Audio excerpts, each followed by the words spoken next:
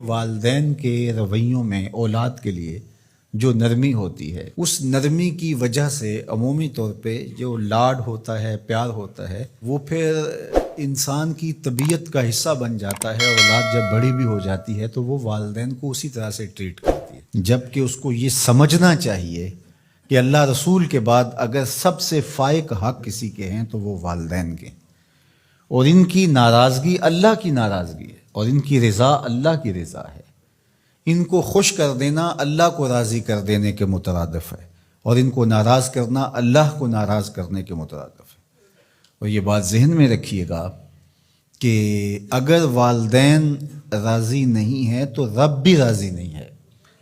اللہ کی رضا نصیب ہی نہیں ہو سکتی۔ آپ کے عمل، آپ کی محنتیں، آپ کے سجدے اور آپ کی عبادتیں، ریاستیں، چلہ کشیاں، یہ کچھ کام نہیں آتی اگر والدین راضی نہ ہوں۔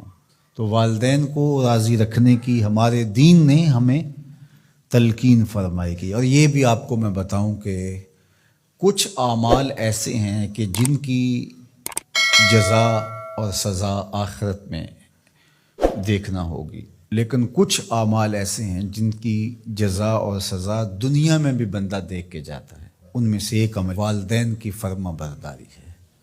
جو والدین کا فرما بردار ہو، آپ اس کی پگڑی کا کلس کبھی نیچا ہوتے نہیں دیکھیں گے۔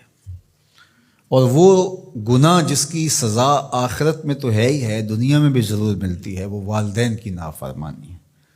اس شخص پہ نشان لگا لیں جو ماں باپ کا بے ادب اور گستاخ ہو، آپ اس کو دنیا پہ بھی رسوا ہوتا پائیں گے، دنیا پر بھی وہ سرخرو نہیں ہو سکے گا۔ دنیا کے اوپر جتنے لوگ بھی سرخرو ہوئے ہیں، کامیاب ہوئے ہیں، چاہے وہ مسلمان ہیں چاہے وہ کافر ہیں، آپ اگر ان کی تاریخ پڑھیں تو آپ کو نظر آئے گا کہ ان کے پیچھے ان کے والدین کی دعائیں ہیں۔ اگر والدین کی دعائیں نصیب ہیں تو انسان سرخرو ہوتا ہے، اور اگر والدین کی دعائیں حاصل نہیں ہو پاتی تو محنتیں بھی انسان کی اکادت چلی جاتی ہیں۔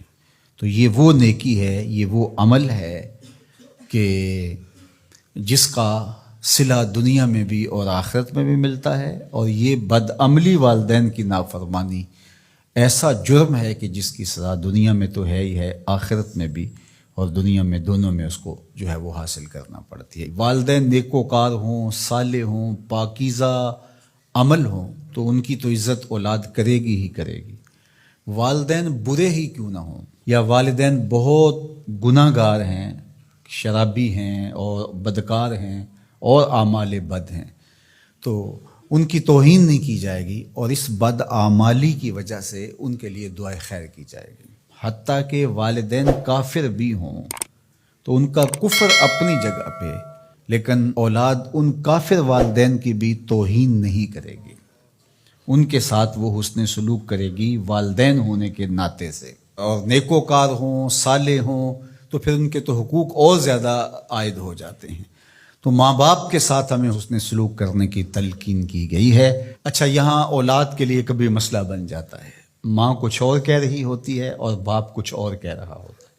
اب اولاد کس کی اطاعت کرے؟ ماں کا حکم الگ ہوتا ہے اور باپ کا حکم اس سے مختلف ہوتا ہے۔ دونوں کے حکموں کو ساتھ لے کر اولاد نہیں چل پاتی۔ اب کیا کرے؟ تو علماء نے لکھا کہ پہلے تو ماں باپ کو ہی چاہیے کہ اولاد کو مشقت میں نہ ڈالے، کہ ایسا حکم دے کہ اولاد پھنس جائے کہ ماں کی بات مانو یا باپ کی بات مانو۔ ایک کی اطاعت سے دوسرے کی نافرمانی لازم آتی ہو تو بڑا مشکل مرحلہ ہو جاتا ہے۔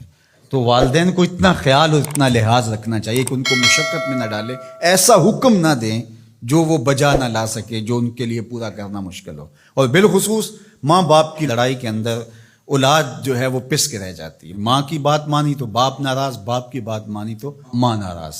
تو اس میں ایک تو والدین کو ہی چاہیے، لیکن کبھی اولاد پھنس جائے تو مسئلہ شرعی سن لیجئے، وہ یہ ہے کہ گھر کا حاکم جو ہے وہ مرد ہے۔ تو اگر ماں اور باپ دونوں کے احکام آپس میں ٹکرا رہے ہوں تو حکم مقدم ہوگا باپ کا۔ تو اولاد کے ذمے باپ کے حکم کو ماننا ضروری ہے، لیکن خدمت میں مقدم ہوگی ماں۔